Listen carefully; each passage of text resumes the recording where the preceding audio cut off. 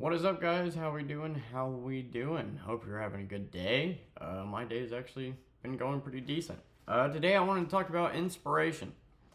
I got a customer today that was actually a fan of the YouTube channel. I think I had him once before and gave it to him.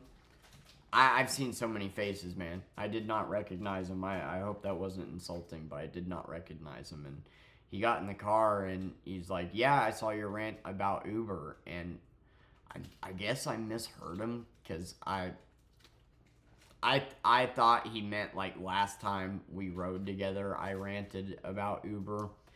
But no, he was talking about my video on Uber, and a lot of times I'll have customers where like maybe we start talking and it goes in kind of a political direction, and I see that we're like-minded, and I'll be like, "Hey, I actually make YouTube videos talking about these things, and it's a long shot, but I'm trying to make something happen with that," and give it to them. Most of the time, nah, they end up subscribing and then unsubscribing a week later. But this guy said he was actually keeping up with my stuff and liked it. And I was just talking about how, like, yeah. Oh, and he said he noticed that I was averaging more views, which is all you guys, and just told me to keep going. And I just thought that was super sweet.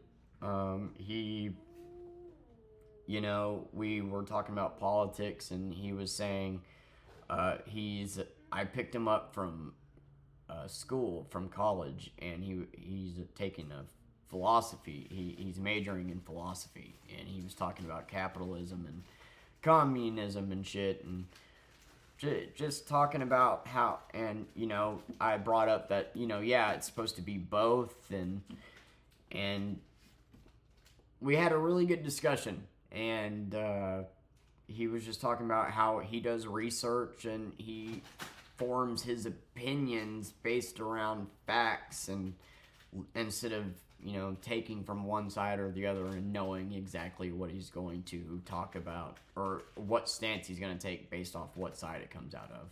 And I just instantly was like, "Yeah, dude, like 100% with you there." And then he turned to me and asked, "You must get called a bad dad a lot." And I couldn't believe that, how like just that he pegged that so closely. Probably because of where we live. I was like, "Yeah, I don't know if you saw the White History Month video, but basically anytime I make a political video, it's, hey, you made valid points and I'm too stupid to argue against them. If I do argue against them, usually it's with misinformation, and you're a bad dad for that." And I do. I get called a bad dad quite a bit. On my White History Month video, if you go and read those comments, somebody accused me of sexually abusing my daughter because of that video. Which is just like, yeah, I wonder if I'm in the right for talking about this shit here. I wonder if it's a bummer to lose the audience that's willing to accuse me of such a heinous act just because you politically disagree with me, and your reasonings for disagreeing with me are 100% emotional and based off the fact that what I'm talking about makes you uncomfortable and you want to ignore it. Yeah, that's the group I want to follow me. Disagreeing with facts is so fun. Anyway, I was just telling him that, I'm getting to a point where, like, I'm at 200 videos now. It's getting hard to talk about stuff.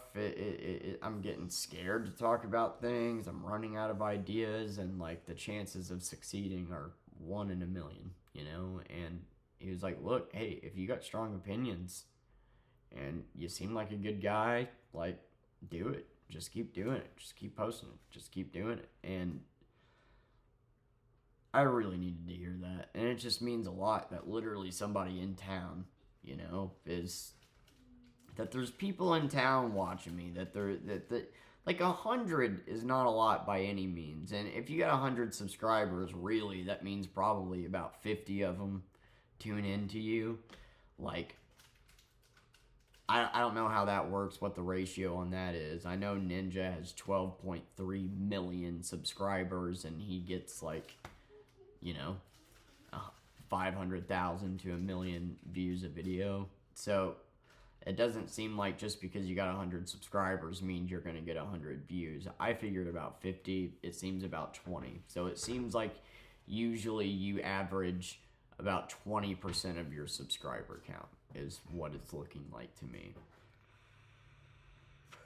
But anyway, yeah, he pointed out that he noticed the numbers were getting better, and it just meant a lot that I actually gave my YouTube out to somebody and he actually enjoyed it and kept watching. And there's been a lot of times where I've thought about stopping, where I thought maybe this channel has ran its course. I created it because I felt lonely and I was in a dark state of mind, and I didn't know what to talk about, or I just wanted to vent, and now we're 200 videos in.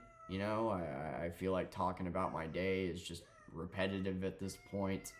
I feel like I've kind of said everything I've needed to say politically, and I'm running out of ideas and overthinking.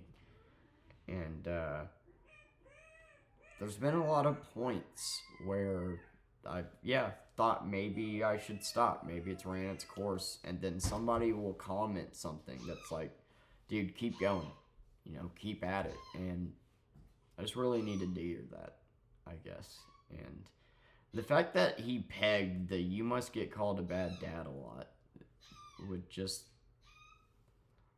it is kind of crazy how often that happens. It doesn't really get under my skin because I know I'm not at the end of the day. Like, if those people that commented that on the White History video watched any of my other videos and actually cared about the safety of my daughter, which they clearly do not, you would see how hard I fought for her and how good of a parent I actually am. But whatever, I said fuck in the video. So remember, being a racist, bigoted asshole is better parenting than saying fuck in front of your kid.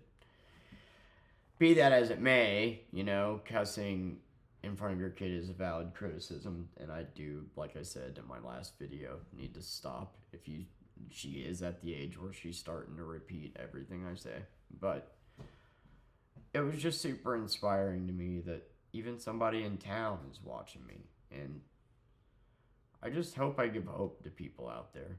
And I do believe that despite what the media says, that despite only seeming to see one extreme or the other make the headlines, that we're more united than we think, that a lot more of us are in the middle and, base our decisions around facts. I think there's a lot more of us out there than we realize. And I mean, if you look at the numbers in the election, I've said it so many times, 140 million Americans over the age of 18 did not vote. And that is more than voted for Trump and Kamala combined. And that's pretty crazy. That means a quarter of the country voted for Kamala, a quarter of the country voted for Trump, and half the country just didn't bother because what a joke. We need more middle-leaning influencers, and there's just not. You got a lot of right-leaning ones, you got a lot of left-leaning ones, and there's just not enough in the middle. And this influencer space, let's be honest, 90% of like famous TikTokers or influencers are spoon-fed assholes. They don't really influence the world for the better. The alt-right just wants to push an agenda, like the Critical Drinker and them just want to push an agenda whether it's factually correct or not. Same with the left. And there's not enough people in the middle thinking for themselves, and not enough channels to, if you're in the middle, to look up to. Now, I don't want my channel to be a political channel by any means. It's something I'll touch on from time to time if it's got to do with current events. But you know, most of the middle, like, leaning people, I think, do more, like, comedy and whatnot. But I'm just not very funny. I do, like, have some ideas. Like, you know, a couple of ideas that maybe could be funny videos, but like I talked about yesterday, it just comes down to editing and having the time to do that, and I just don't. We're working, that's taken up 9 hours, and then I'm trying to cook more. Like I said, I've been getting on my ass about that, trying to make sure the dishes are done, the laundry's done, and we gotta go to the laundromat, laundry's put up. Like, I've really just been trying to focus on being a better father and paying more attention to her and making sure she's getting cooked. Get out of the fridge! As I speak of the devil. And cook better meals, and like, I know that might sound like bare minimum, but dude, when you work and watch your kid all day, every day, and you finally get home cooking a meal, especially if you're anorexic, it's hard, you know. It's a lot easier to just heat up a frozen dinner or heat up some Chef Boyardee or some shit. But I've been trying to be like, nah, fuck that. I'm gonna cook. We're gonna cook something, and I've done it every night this week and done the dishes, and the kitchen's clean, it's spotless, and the house looks good, and yeah. But I'm a bad dad. A lot of you motherfuckers out there have a wife and you don't even have your dishes done. Yeah, a lot of you out there are a couple and don't even have your laundry done and folded. A lot of you guys are a couple and don't even cook. And I'm doing it by my motherfucking self and trying to make a career here on YouTube. Fingers crossed. So, like, yeah. Like, it just amazes me that the side that's all about work and against handouts and telling it like it is hates me so much, because you really don't believe those things. You don't. You're just fucking wannabes. Wannabe alpha males. Wannabe just pro telling people what the fuck to do. Pro spreading misinformation. Pro blaming the fucking poor immigrants for as to why the economy's bad, and not the dipshit that's in office that's about to make prices shoot up in America. But whatever. But hey, at least we renamed the fucking ocean. Love you guys. It's just super inspiring. You guys are inspiring. You keep me going, and I love you. If you're still here, you must like my videos, so here's a little side rant for you. You know, it's funny. Yeah, I thought I'd add this. Right after him, I got a customer who was an older lady. She was sweet, and we were talking about Uber, and she was talking about how her other Uber drivers were complaining about these pay cuts and whatever. And then, you know, we had a discussion about my situation, that, you know, I have her, I don't have any family, I could get a serving gig tomorrow, but then I wouldn't have anybody to watch her, so I just kind of have to deal with it and roll with the punches and take it on the fucking chin, you know? And and then she gets out of my car and says, well, hopefully Trump will make it better for you.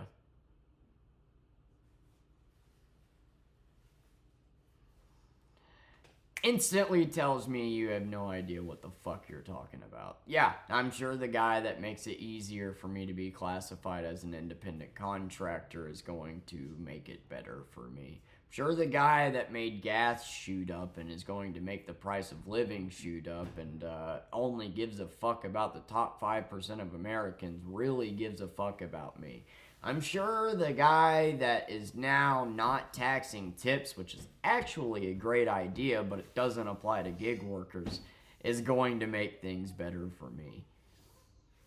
Like, how do I go from somebody that is so, like, just like-minded and able to think for himself to somebody that is just so fucking clueless? And I was thinking about doing a video on the no tax on tips thing, because I actually love that idea. But, like, I cannot believe it doesn't apply to gig workers. As a server, you might make $300-$400 a night. hell yeah, it's badass that, you know, your tips aren't taxed. But gig workers make less than minimum wage most of the time. Why the hell would you not apply it there when we have to pay in taxes and that could help us? Like, what the fuck? And watching the right try to argue for as to why that's a bad thing is insane to me.